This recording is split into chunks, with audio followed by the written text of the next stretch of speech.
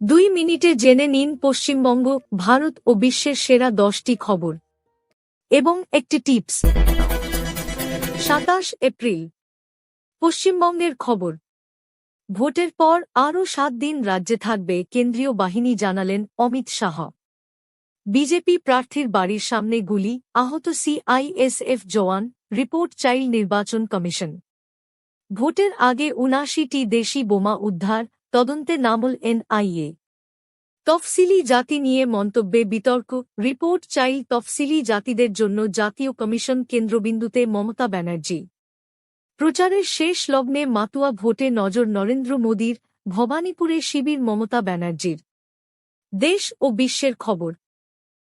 ভারত নিউজিল্যান্ডের মধ্যে free trade চুক্তি স্বাক্ষর।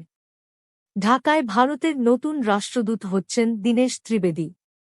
কেরলের প্রাক্তন মন্ত্রীর আবেদন খারিজ করল ভারতের সুপ্রিম কোর্ট। মহিলা আইনজীবীর ওপর হামলা শতপ্রণোদিত মামলা নিল ভারতের সুপ্রিম কোর্ট। এনরিকা লেক্সি মামলায় ৩ কোটি টাকার বন্ড ফেরত নিয়ে নোটিশ জারি ভারতের সুপ্রিম কোর্ট। আজকের টিপস। নির্বাচনকালীন নিরাপত্তা।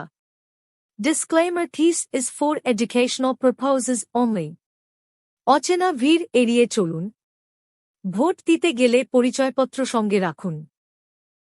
বুঝবে কান দেবেন না। কোনো সমস্যা হলে সঙ্গে সঙ্গে পুলিশ বা হেল্পলাইনে যোগাযোগ করুন।